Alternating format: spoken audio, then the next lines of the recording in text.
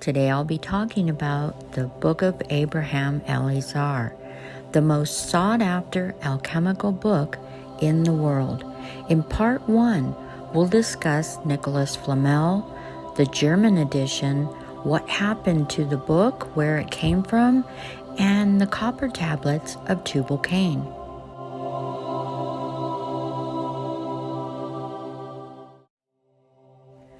Although the first mention of the book appears in the 15th century via the almost as infamous Parisian alchemist Nicolas Flamel, what appears to be the complete transcript of the book doesn't come to light until the 18th century from Germany in German. But where was it before then? In his book, Abraham Eleazar wanted to assist the Jewish nation in bailing out captive and imprisoned Jews across the empire and in paying tax to the Roman emperors, specifically mentioning Titus Vespasian, who lived from about the year 39 to 81. He assisted in quelling the Jewish rebellion against the Romans in Judea and in the destruction of the Holy Temple in Jerusalem. That was about the year 70. So we know the Book of Abraham, purchased by Nicolas Flamel and later published in Germany, dated to at least the 1st century. But the German edition states that the book was copied from the original copper tablets of Tubal-Cain, who was thought to be the first artificer of metals. Keep in mind, this is the way that Tubal-Cain is spelled in Hebrew. Now, in Chinese, this is pronounced Chin. Just keep that in mind. Let's take a look at some of the areas where Tubal-Cain began, possibly, and moved on from there to try to trace these copper tablets and the Book of Abraham. Beginning with Jerusalem, if we look a little to the north, in Syria, we can find the tomb of Habil. Now, Habil, the one known as Abil, that is not his name. Habil means the Bil. So he may have originally come from Babylon, Babil, but his tomb is right there. To this day, there's a mausoleum enshrined over it in modern-day Damascus, Syria. Now, if we go far east from there, we find the tomb of Cain in modern-day Iran. This illustration was done by an ancient historian traveling through the Middle East, and he was told this building on the right, the more ancient one, was the tomb of Cain, and then there were other buildings added later for martyrs and prophets.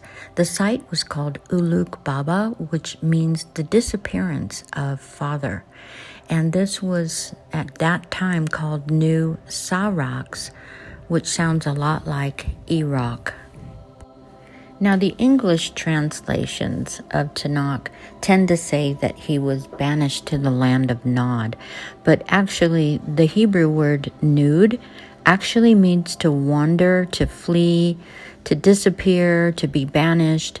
So he didn't go to a land of Nod. It just meant he was banished or wandered that way. Between the two is Babylon, Babil in Hebrew. This is in modern-day Iraq.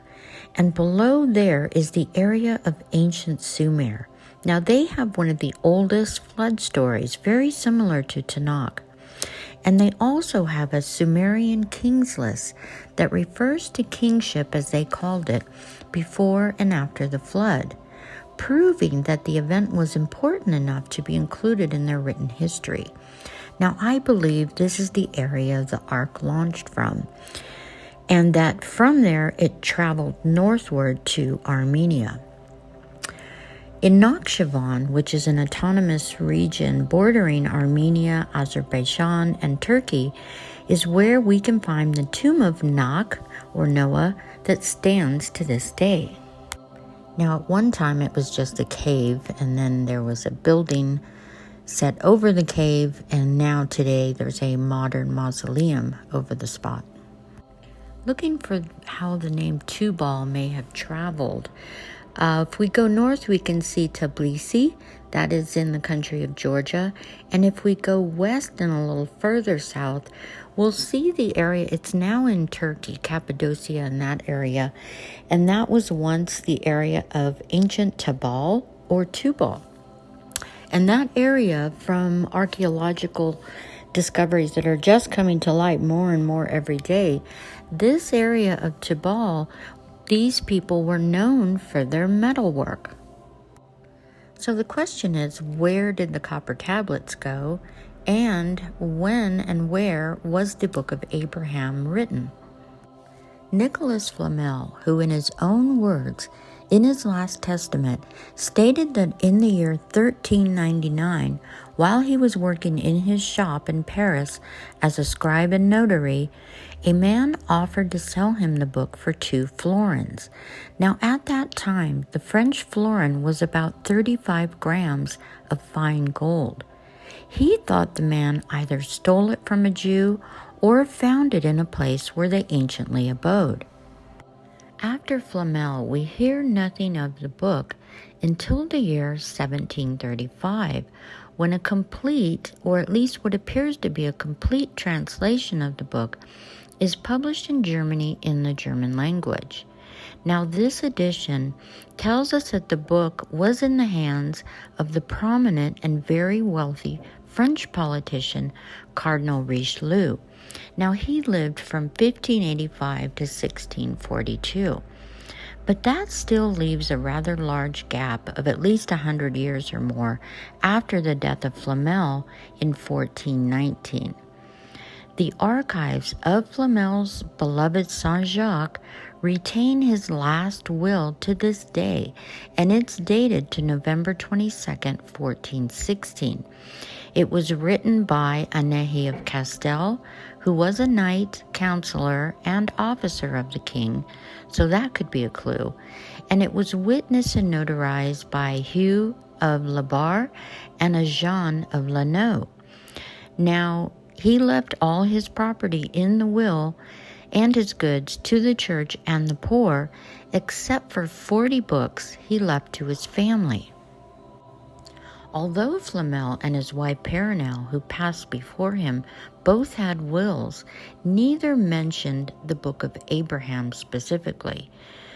Flamel wrote that he and his wife never revealed to anyone as to the means of their wealth. But for years before, over 20 years before he completed the operation, he had been posting facsimiles of the illustrations and texts from the book in his shop, hoping that someone might be able to shed some light on the mysterious book. He even, if you believe, traveled to Spain to consult with a Kabbalist rabbi. Now this, like I said, went on for over 20 years, so word, or at least suspicion, must have been swirling in the minds of many. It was said that after his death, his house was ransacked from top to bottom in search of the book, maybe some of the hidden treasure, or possibly even some of the powder of transmutation.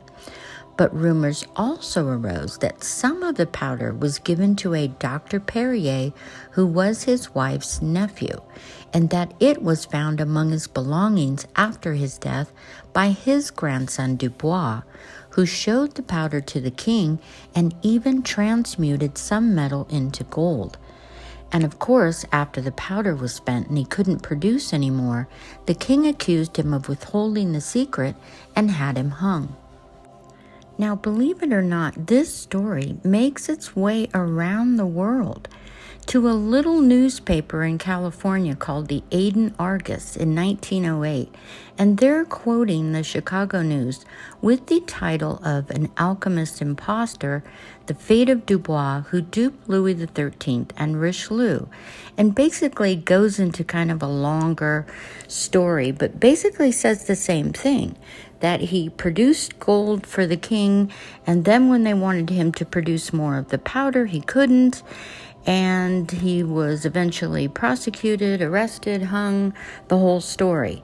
That was in 1908. Now, what can be confirmed is that a Louis Dubois, who was a collector of alchemy, science, pharmaceutical things, was solicited by an exhibition in London in 1913. They wanted to borrow some of his specimens. We have documentation of that. The Wellcome Museum obtained items from his collection that included manuscripts and vessels. One of them is very interesting because it ties in the name Dubois there, and also Perrier. This translates, though, to Pierre of Picard and Dubois. Those are both areas of France. So Dubois may not have been the nephew's name. It just means that he was the Monsieur or Lord of Picard and Dubois. As Pierre Borel, a very famous French alchemist, physician, and chemist, also a botanist, he was a pioneer in the use of the microscope for the investigation of tissues in human organs. He wrote a book in 1655 documenting the ancient treasures and monuments of what he called Gaul and France at the time. And he spends a lot of time talking about Flamel, the Book of Abraham, and also mentions that the nephew that received the powder from his grandfather was not Dubois, but his name was Colin, which was kind of a nickname for Nicolas. So maybe he was named after his great-great-uncle. Now, this book of Perrier of Picard and Dubois about the Philosopher's Stone is currently in the Wellcome Museum in London. They don't have it online yet, but it can still be viewed if you actually go to London and ask to check out the book.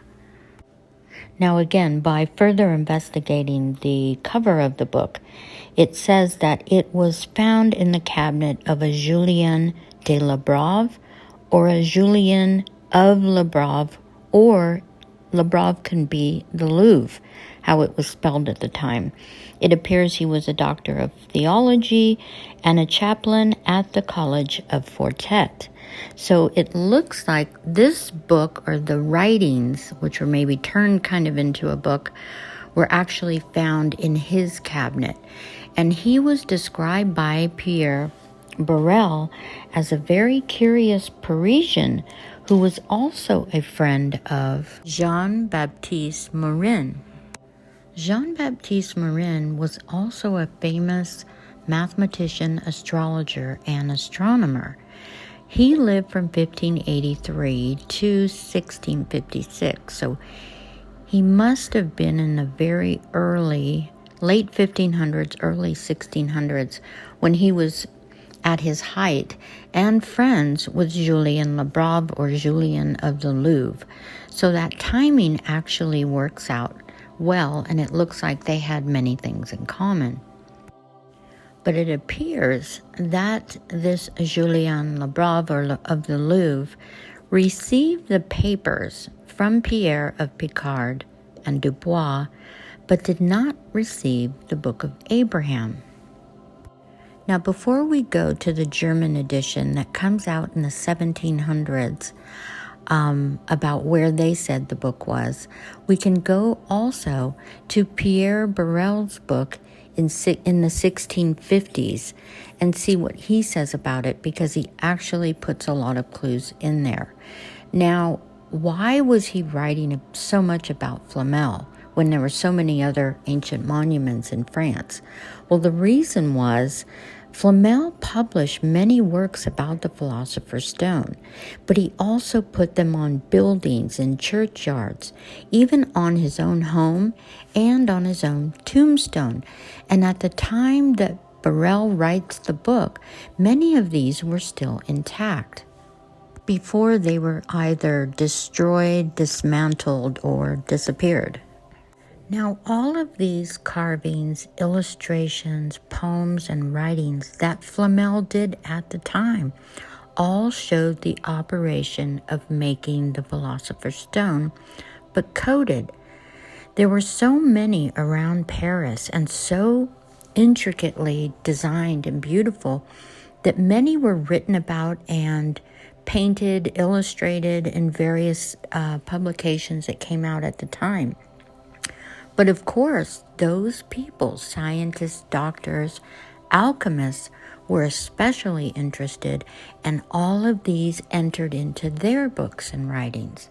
Now, although he focused on the Philosopher's Stone piece of the Book of Abraham, he never wrote out the entire Book of Abraham. Now, we know by the book, the German edition that comes out a few hundred years later, actually is the transcript of the book. But why didn't Flamel include that? Why did he not write exactly as Abraham had written in the book? And the reason, I believe, is because after he figured out what the prima materia was, the first item used that you're supposed to start with, once he figured out what that was, he could see when he reread the book that it tells plainly in the book what it is. Burrell says before the death of Flamel that people had thought that he had built his wealth from loaning money to Jews that were fleeing or expelled from Paris. Now, a side note here, because many of the researchers of Flamel say that that doesn't really add up, because there were these certain periods when Jews were expelled from Paris that are in most of the history books. But if you really look at the history, this was happening continually all around Europe. In fact, there is an island in the Seine River that is called Loeufs, which was Island of the Jews, because this is where many of the Jews were taken to be executed. Later, this is also where the Knights Templar were executed. Now that name has been changed, but if you look into the history, that was the actual name of the island. So it makes sense that Flamel said he bought the book from someone who wasn't a Jew, who either got it from a Jew that was fleeing or from a place where the Jews had anciently lived. And he states that many sought to recover the Book of Abraham after his death. That's why his house was ransacked and all the other places where he left the hieroglyphical works, on churches, on many buildings around Paris. But he says that a man of Querg, a Monsieur de Cabrion, held a transcript of the book at his castle in Cabrières, which was near Melun, France. Now, it's funny that modern English translators say that it was in Milan, Italy. They just have the word Melun, but that's actually a place in France. And that Burrell himself, saw the transcript, and that Monsieur of Cabriens had seen the original from Cardinal Richelieu, and that's where the transcript was made. Now, what may add credence to this is that the Cabrières castle was one of the few estates that was not confiscated or demolished at the hand of Richelieu, as he began to extend his reign and power over France. In fact, the castle stands today, although it's been refurbished over the years. It also holds a mysterious reputation as holding many secrets and possibly treasures.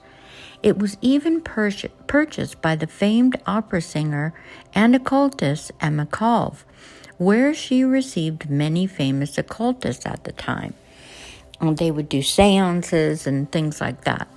Now, Burrell further states that a lord of Rogue, who handled his papers and finances, took from his study a few copies of the book and also the illustrations, which Burrell also had copies of. Now, these illustrations can be found up until today, and they look to be valid copies of the original illustrations that can be seen intact in the German edition of the book. Remember, Flamel did his own illustrations of what was in the Book of Abraham. Now, Burrell states that the fame of Flamel reached the king through Monsieur Cramoisy, who lived from 1584 to 1669. He was the head of one of the famed printing dynasty families of France during the Counter-Reformation. His grandfather, Sebastian Nivelle, had also been a successful printer. Now, in the beginning of his career, Sebastian mostly published the works of Jesuits and maintained a close relationship with them for much of his tenure. He is the one that quickly became friends with Cardinal Richelieu in 1614 and began to publish the emerging statesman's first works, including Richelieu's first speech to the Estates General. He continued to serve as Richelieu's personal publisher for the rest of his career and kept him abreast of all the developments in the printing world in Paris. He won the coveted position of King's Printer in 1633.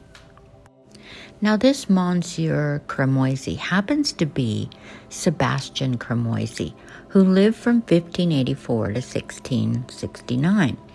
He was a very famous bookseller and printer, and he was very close to Cardinal Richelieu. In fact, he benefited from the political power of Richelieu.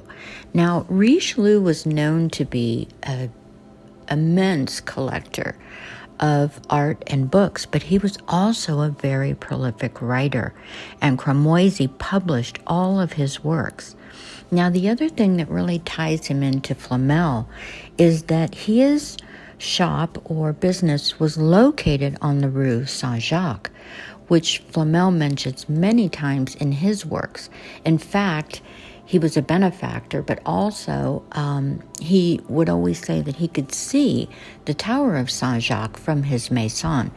So the question is, if Cramoisy, who was a bookseller and a printer, which has a lot to do with Flamel also because he was a notary and a scribe. So they were all, that area was called the area of the notaries. So he either started to see some of the books that were coming out about Flamel. If he was on the street of the notaries with Flamel, same street, his father was a printer before him, I'm sure all of this information got around, and because he became the royal printer for Richelieu, it sounds very likely that he was able to tell him about Flamel and the Book of Abraham, and that is how somehow Richelieu ends up with the Book of Abraham. Now, the German edition, and Burrell even states that you could go see, at the time of Richelieu, you had to pay a large amount just to see the actual book. And then you could pay an amount to have a transcript of the book, which is what appears happened for the German edition, because it does appear to be an actual representation of the book. But what happened to the book? There's no doubt Richelieu had the book. I don't think his wealth came from being able to discover how to make the powder, but he might have found some of the powder along with the book. Remember, he was so powerful. If he put the word out that he wanted something, it would happen. And after his death, in his will, he left all of his works, books, documents, artworks, sculptures, everything, fully funded, fully with endowments. So these were put in museums and libraries. Now, had that Book of Abraham been in there, it would have become just as famous then as it was now. So again, nothing is mentioned of the book. So it was either hidden away and forgotten about and is lost forever, or it was stolen, or it was secretly carried off to another location, possibly to Rome or the Vatican. The person in the Cabriere's castle did not have the book. He only had a transcript of the book, and he spent years, I think, trying to have people figure out how to make the powder, as well as Richelieu was known to have done also. But even though the book tells you how to make it and what to use, it's a little bit coded, and it doesn't tell you all the measurements and the amount of heat and the vessels to use. Exactly. It does, but it doesn't. So in the next video, we're going to talk about the actual book, because although Flamel doesn't write out all the words of Abraham and all the operations, he does talk about the Philosopher's Stone and also gives a great description of what the book looked like, and it was amazing. With that, so much more to come. Stay tuned.